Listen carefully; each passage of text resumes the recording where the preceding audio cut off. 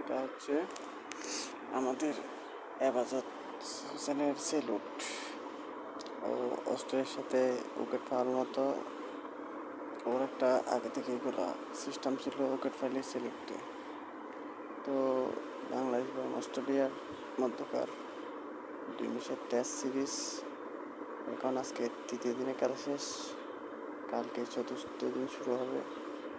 আমি ইতিমধ্যে আপনাদেরকে এখানে আমার ফেসে পাবেন 3 দিনের ভিডিও দিচ্ছি। আপনাদেরকে আমি বলছি কীরকম অবস্থা বাংলাদেশের। অস্ট্রেলিয়া 198 রানে প্রথম ইনিংসে অল আউট হয়। দ্বিতীয় ইনিংসে বাংলাদেশ 96 রান এগার ছিল, একদিনের দিন শেষ ছিল। দ্বিতীয় দিন শুরু হয়েছিল, বাংলাদেশ আরও 260 রান মতো যোগ করছিল।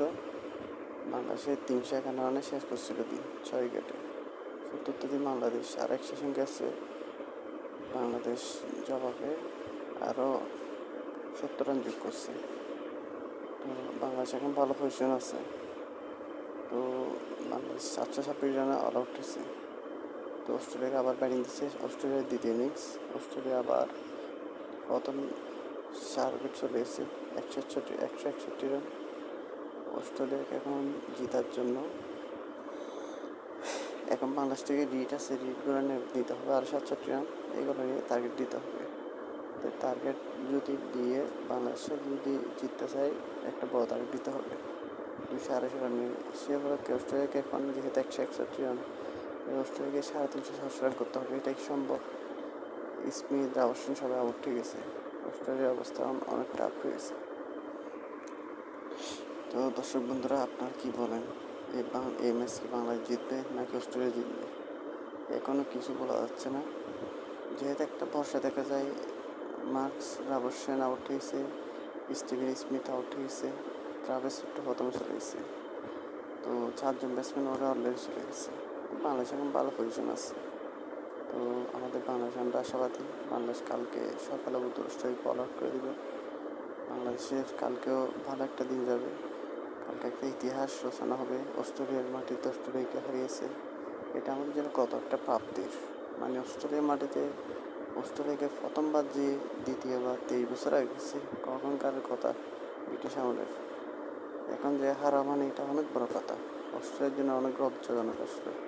আর আসলে বাস্তবতা বলতে সবসময় সিনারি একই থাকে না। জীবনের মানুষের যেরকম চেঞ্জ হয়, খেলাও তো এরকম চেঞ্জ হয়। বাংলাদেশে এই কন্ডিশনে খেলার অভিজ্ঞতা আছে, যেহেতু নিউজিল্যান্ড, অস্ট্রেলিয়া এদের কন্ডিশনে একই। বাংলাদেশ নিউজিল্যান্ডে 3-4-5 বার খেলছি, খেলতে খেলতে খেলতে এগুলো অভিজ্ঞতা আছে, ঠিক আছে। তো এই পজিশনে বাংলাদেশ আজকে ভালো অবস্থান আছে।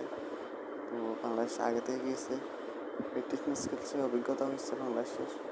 তো আল্লাহ মতো আশা করা যায় বাংলাদেশ ভালো কিছু করবে। আমরা আশা করতে পারি আমাদের বাংলাদেশ জিতবে। তো দর্শক বন্ধুরা, আপনার থেকে যাদের থেকে ভালো লাগবে আমার ভিডিওটা, লাইক কমেন্ট বেশি বেশি শেয়ার করে দেবেন, চ্যানেলটি সাবস্ক্রাইব করবেন যেন আপনারা ভিডিওগুলো পাওয়ার জন্য চ্যানেলটি সাবস্ক্রাইব করতে হবে।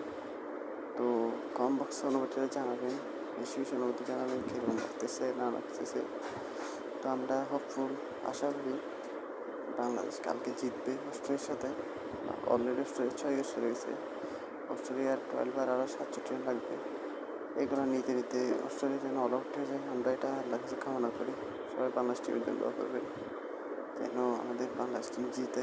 এটা অনেক বড় কথা হবে, যদি ইতিহাস হবে। আমরা শুধু চাই একটা টেস্ট যেন বাংলাদেশ জিততে পারে, পরেরটা যেটা হোক এই টেস্টে জয় চাই, আর কিছু চাই না। আল্লাহর কাছে এটা প্রার্থনা করি বাংলাদেশ যেন কালকের ম্যাচটা জিতে অস্ট্রেলিয়ার সাথে, ইনশাল্লাহ। আপনারা সবাই দোয়া করবেন। তো দর্শক বন্ধুরা, আপনারা তাহলে বেশি বেশি লাইক কমেন্ট শেয়ার করবেন, এই ভিডিওতে সবাইকে সরাই দিবেন, চ্যানেলটি সাবস্ক্রাইব করিয়ে। আর আমাদের জন্য এখানে অরেঞ্জ ভিডিও আছে, আমার পেজে ঢুকলে আপনারা বাকি ভিডিওগুলো পাবেন। আগামী 3 দিন ধরে আপনাদেরকে অনেক ভিডিও দিচ্ছি, কেউ দেখতেছেন কেউ দেখেন না। তো দেখবেন, আমি আপনাদেরকে ভালো লাগবে। আমার যতটুকু আমার মেধা ক্রিকেট নিয়ে ততটুকু আপনাদের সাথে শেয়ার করব, তাহলে আপনারা দেখে আমি আশাবাদী আপনার কাছে। তো দর্শক বন্ধুরা, আপনারা ভালো থাকবেন, সুস্থ থাকবেন। আর বাংলাদেশ টিম যদি দোয়া করেন। তাহলে সবাই ভালো থাকেন। ওকে, আল্লাহ হাফিজ, সালাম আলাইকুম, সবাই ভালো থাকেন, গুড বাই, সেলুট বাংলাদেশ।